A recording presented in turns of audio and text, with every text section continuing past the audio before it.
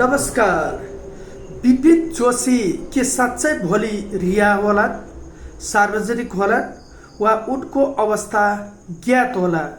के विपिन जोशीको बहिनी र आमाले उनलाई खोजबिन गर्नका लागि इजरायल र अमेरिकामा गरेका प्रयासहरू सार्थक होलान्?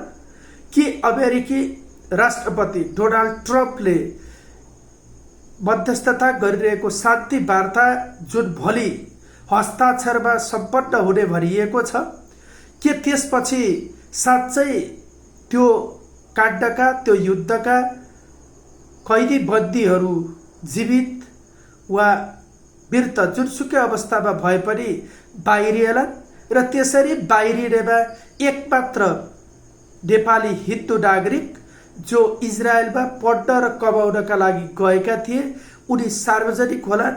हामी आम नेपालीका लागि चासो र चिन्ताको विषय छ, किनभने नेपालको सार्वभौमसत्ता, भौगोलिक अखण्डता र सुरक्षापछि महत्त्वपूर्ण प्रश्न भनेको नेपालीको जीव ज्यानको सुरक्षा हो। नेपालीहरू संसारभरि जहाँ भए पनि सुरक्षित हुनुपर्छ, सुरक्षित रहनुपर्छ भन्ने बाध्यता हो। यसमा सरकारले कत्तिको गर्ला, त्यही पनि संसारभरिबाट आएका खबरहरूमा कहिले एउटा कहिले अर्को भइरहेको छ। कहिले उनको अवस्था अज्ञात भनिएको छ, कहिले थाहै छैन भनिएको छ, कहिले जीवित हुन सक्ने प्रमाणहरू नभेटिएको भनिएको छ।